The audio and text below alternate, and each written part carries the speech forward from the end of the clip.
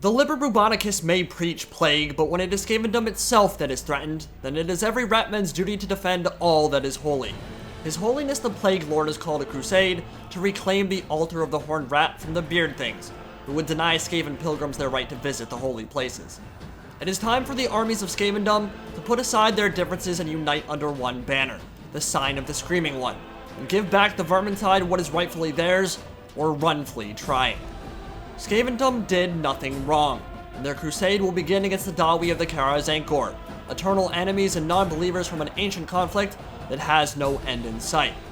And it is the spiritual figurehead of Clan Pestilence, whose fervor surpasses even that of the great Plague Lord Nurglich and Queek Headtaker, the Butcher of Karak Eight Peaks, who have taken up the mantle of leadership, commanding a living swarm of endless flesh and gnashing teeth, horrifying technology and famished fanatics, as the Dwarfs of the World's Edge Mountains prepare for the vermintide.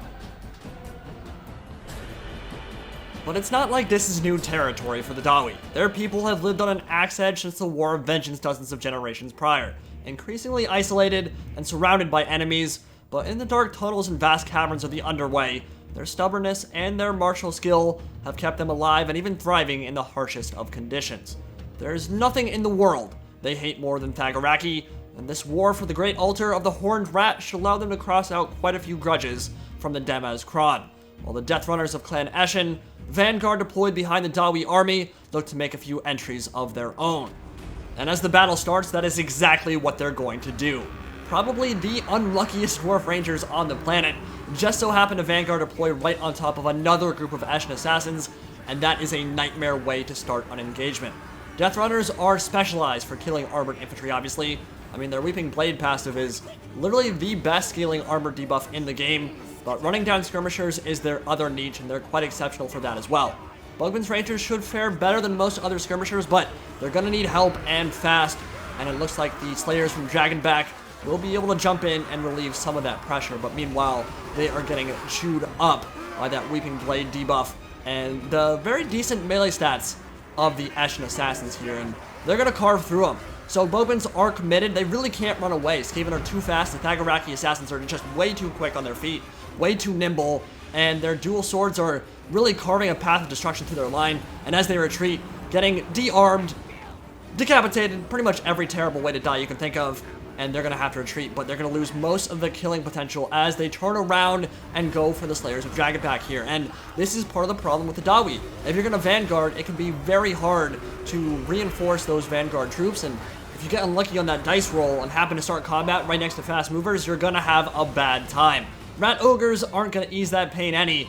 Brutal way to start a match, but certainly a death worthy of Slayers, while cannons open up with some long-range support, and they're actually gonna focus probably the best target on the map, the Plague Furnace, with the priest atop it, tailor-made for slamming through Dawi lines and summoning Plague Monks that can overrun the back. If cannons can kill that thing before it ever reaches melee, that would be a huge win for the Dwarfs and make up for that disastrous opening engagement.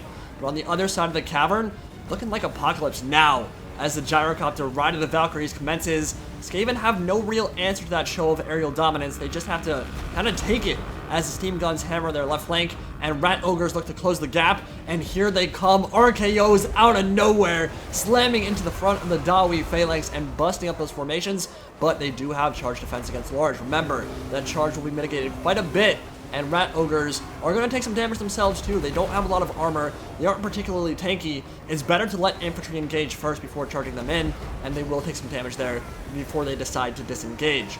Rune Lord moving up now to support his main line, and support it he shall with mighty runes of Oath and Steel. But the left flank near the tree line is a lost cause, just overrun. Eshin already proven their worth as we get an overview of the battlefield. Check out the deployments of both armies. Very defensive position with artillery high in the cliffs on Overwatch, protected by Slayers for now. And we can see the Rat Ogres actually taking pretty significant damage on the front of the Dawi shield wall. Dragonback Slayers closing the gap, and they will rip up monstrous infantry if they stick around. And all across the line, Skaven Slaves and Clan Rats absorbing those blessing charges, absorbing the charges of the Grumbling Guard, and the Rune Lords and the Dwarf Lords that are charging into melee now, and they will be able to soak up a lot of that damage for the Storm Vermin and the rest of Queek's Red Guard. Here, Dragonback Slayers for the Dwarfs making their last stand, and there's nowhere to go. They're going to be snacks for the Rat Ogres, getting Hadoukened into the sky, jibbed everywhere. brutal, just absolutely brutal combat. But there were a few, just a handful of Bugman's Rangers who did manage to disengage from that combat. Queek in the center of his army, leading his Red Guard into battle, and Nurgling's Ironbreaker is getting some good blasting charges off into the thick of the Skaven attack. And here, into the left flank of some Clan Rats, getting immolated, just destroyed by Iron Drake fire from the cliffs. Really good line of sight for them. They should be able to do a lot of damage, while Wither in the center is going to debuff the Dobby line significantly. Minus 60 armor in an AoE when you overcast it, and that's going to hurt. So there are some Dwarf units looking to retreat, but they have a huge air force, and that's where the majority of their killing power is going to be. But the Skaven have some of their own advanced technology, as we well know, and Deathblow Bombardiers are meant for this. Armor-piercing missiles that can shred even the tankiest of Dwarf infantry, and that includes Nurgling's Ironbreakers, probably the sturdiest infantry unit in the game, melting away under that salvo. Mr. Iron Fist, I don't feel so good. And they're getting shredded right now, absolutely destroyed. Already down to like half HP after a single volley, that will continue to drop as Queek makes them kind of blob up around him and makes them an even greater target for those globes. But he's also kind of in a dangerous position right now because he has those Ironbreakers to his back, and if he turns his back like that to attack them, then the Dwarf Lord can get some good attacks on him, and he's starting to lose a lot of his health as well. So he'll need to look to disengage, and with... yeah, there we go. The big explosion will allow him some space to create and get away there. But yeah, he took more damage there than he probably should have. In a one-on-one fight against the Dwarf Lord, would absolutely smash him, but Ironbreakers will kind of mess that up. But here we go. We've got Death Runners in the back here. They were deployed at the back of the map at the beginning, and they've just come in now, and their first attack will be extremely impactful right into the cannons, sneaking up behind with their stealth bombs, those concealment bombs, so amazing against any faction, but especially the Dwarfs, who don't have the mobility to actually run away, and they will completely shut down those artillery crews, prevent those cannons from firing, and that's a big move right there for the Skaven. Definitely important, but the Pestilence line is getting shredded by Iron Drake fire and by the bombs from overhead. Explosions going off everywhere. It literally looks like Vietnam. Just massive explosions everywhere. Death and destruction on the main line, but the Skaven on this flank faring a little bit better. No longer with artillery support, these Dwarfs are being shish kebabbed, impaled and plagued by that furnace, billowing death, sapping away their health, while those vicious looking spikes on the front end ram their way through the remaining Longbeards. And with the cannon silenced, that priest now has the space and the time to kind of control the flow of the battle over here on the Skaven right flank without worrying about being splintered into matchwood by long-range artillery fire.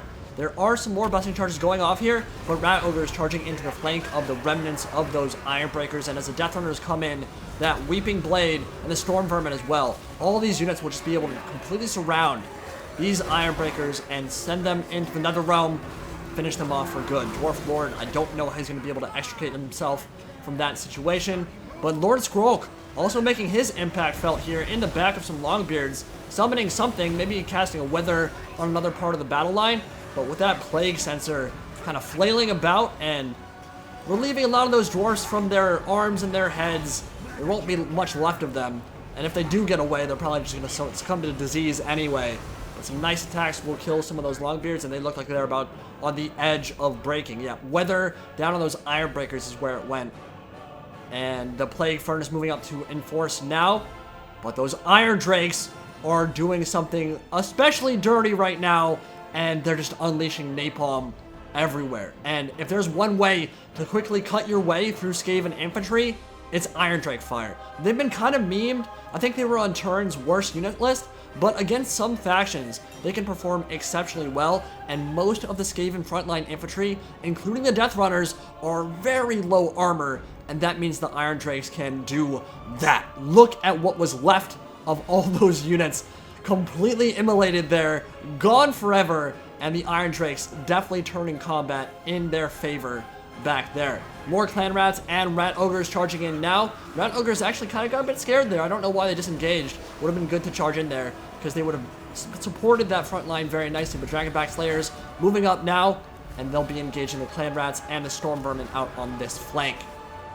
Balance of power still dead even at this point, and Skaven with the Enfilade fire firing into the Rune Lord from multiple angles with those Skaven Slave Singers, and it's mostly because those Gyrocopters have had free reign in the battlefield to kind of just go around these death squads and do that. Think about how brutal that weaponry is. Steam guns that fire highly pressurized steam that can jib you in and of themselves, but they're also so hot, they're probably like enough to just completely boil the skin off your body. And the ones that get kind of blown apart by it are probably the lucky ones. The unlucky ones kind of just like have their skin melt off them as they kind of sit there and are surrounded by this massively hot vapor. And the gyro bomber rather, is actually doing a really good job of tying up a bunch of these storm vermin and allowing those steam guns to fire and get some really good shots, as well as the remnants of some of those dwarf infantry, and just beautiful Overwatch fire from above, shredding the storm vermin line, and those gyrocopters are really kicking some ass right now. But the Skaven are coming over from their engagement with the other dwarf army. There's not much of them left at this point. Those grumbling guards seem to be the last bastion for the dwarfs on this side, while Karak Kadrin on the other side is holding themselves to a much higher standard and able to kind of repel that first attack from Clan Pestilence. But billowing death here and the Plague Furnace munching its way through these grumbling guard, and I don't see that they're going to be around for very much longer. The terror from that thing will kick in very soon, and as their HP continues to drop and those Deathglow Bombardiers continue to get shots in from the flank, those grumbling guard, I'm surprised they're still around, honestly. I mean, look at what's happening to them. Completely destroyed on that side. But yeah, they're the last bastion there. They're still around. Great leadership. That is one thing that characterizes the Dawi. But the gyrocopters doing what they can to turn this in their favor. Now, you don't get to see these guys very often, but the steam gun, again, very good against low armor stuff, and most of the Skaven infantry is relatively low armor. Storm Vermin pretty much the only infantry unit that has decent armor for the Thagaraki on the field right now, and that means that there are a lot of juicy opportunities to fire into some summoned Plague Monks, to fire into the backs of the Storm Vermin, and to fire into all those Skaven Slave Slingers, and all of that other stuff. Now, on this side, Dwarf Warriors and some of those Slingers fighting in melee. Dwarf should be able to win that, but they were really depleted, and the Skaven will rout, and they will scurry away. Don't really want to fight against the Dwarf Phalanx as much as they're beaten up when a Rune Lord's coming in to reinforce. Yeah, you really don't want to fight that if you're a famished, malnourished little rat boy. And look at this. We've got a steampunk Napoleon-style line battle with MH6 little birds providing some cover fire. Grenadiers were trying to bring them down, but you can't really get them out of the sky. As you might imagine, not the most accurate nor the most efficient unit for killing choppers, and they're looking to retreat, maybe get out of the line of sight, but the problem is you can't run away from those guys. They've got complete aerial superiority, they've got the mobility, they've got the aerial dominance, and it's basically just going to be, can they put in enough work here before they run out of ammo to carry the battle? That's the big question right now. There's no question. They have made a huge impact, really made their presence felt, but will it be enough? Skrulk on the hunt right now as Iron Drake Fire kind of highlights the background. Beautiful. Deadly, but beautiful. And the Plague Lord of Clan Pestilence looking after that Master Engineer, trying to finish him off, and not going to be able to close the gap, not fast enough. Only, I think, like 2 speed faster than him, so going to be hard to close the gap there. Dragonback Slayers into the fight against some summoned Clan Rats, and obviously, one of the best things about bringing a Plague Priest to the field, when he's on that Plague Furnace, can munch through Dawi lines by himself, but the spell casting, the summons are so good for shutting down range units, for providing some additional meat on the field, and really allowing that vermintide to truly take place, and that's what they do. If those cannons had done more damage early and taken down that Plague Furnace out super early on, would have been a huge win, but it's going to be pretty hard with what they have left for dealing with the Plague Furnace. That doesn't mean they can't. They do have Dragonback Slayers, they do have the Rune Lord, they do have the remnants of, not the remnants though, pretty much full HP on a lot of those gyrocopters actually, but they're having to commit some of these flying technology units to the battlefield itself to actually commit into melee. And they can skewer some infantry for sure. Those Scything Blades can definitely rip a hole through a Storm Vermin line if they're depleted. But it's going to be hard to beat them in melee, obviously. They're not designed to be melee combatants. They don't have great stats. So with what's left here, the Dwarfs are looking to be on the back foot for sure. The bounce bar shifting in the Skaven's favor. But there are more Slayers who are unbreakable, looking to find their death, and find it they shall, decapitated, and dismembered as those spikes on the front of that Plague Furnace are so brutal looking.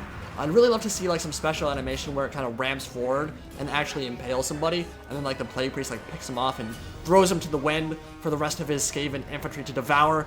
A little bit brutal, but that's what Warhammer is all about, right? Put in a fast forward just a little bit here. Deathglow Bombardiers trying to get some more shots, more throws into those gyrocopters and gyro bombers.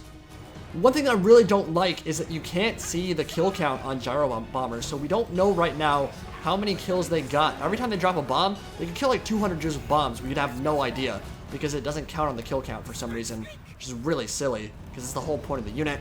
But Rat Ogres again with the RKO, and that was a severely depleted Dwarf Warrior unit, and they're gone. I mean, just a puff of red mist, completely destroyed there. Beautiful charge, and those Dwarfs, even with their great leadership, won't want to stick around. But the Rune Lord is coming back, and those gyrocopters doing some headhunting here.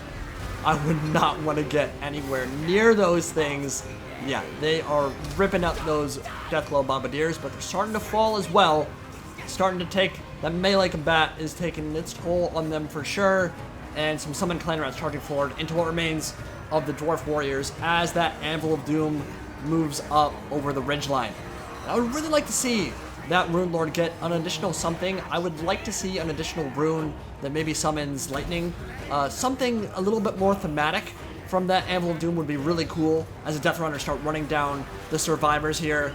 And that's what they're tailor-made for. They're amazing for doing this. They're so fast. Their attack is very decent, and they've got that armor piercing, which just makes them carve through stuff like butter. Beautiful charge. But yeah, seeing, I think some mods, Mixer's Lord mod, Thoric Ironbrow mod, and some of those others have allowed the Rune Lord to fire in some big runes, lightning, that kind of thing. Summon that down would be a lot of fun. But he's in a bad spot right now, man. He's in a really bad spot. Lord Scroll with the Rod of Corruption going off. Any unit that manages to still be around will be taking damage over time. But I don't think there's any infantry left. Queek chasing him down now. Chasing down that throne as the Death Globes see off that Rune Lord, and that will be the end of the battle. Queek and Skrulk will carry the day here on the back of some powerful technology. The Plague Furnace and the Deathglow Bombardiers definitely made their presence felt at that battle. And it was just a fun one, man. I had an absolute blast. So, you might recognize some of these names. Lord Master of Sotek was on my team, playing as Lord Skrulk. Dov Plays was in there as well, playing as Karak Kadrin. And Black Iron Battles was playing as the Dwarfs. We were all in Discord together.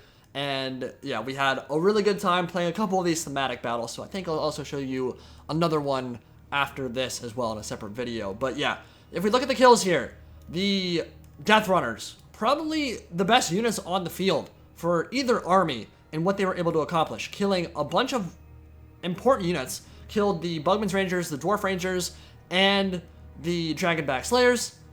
And shutting down those cannons from the back with Sotek's ambush there. Incredibly well executed with those concealment bombs to sweep in from behind and shut down those cannons because they were wrecking my Rat Ogres and they were wrecking my Plague Furnace. And if we hadn't been able to do that, I would have lost those and we might have just lost the battle from there. And on Sotek's side, he obviously didn't have a lot of kills, but that was because he was fighting against an army that was mostly gyrocopters. I mean, look at Dov Play's army. He had 2 gyro bombers, which we don't know how many kills they got. We could probably do the math, but I'm not going to worry about it.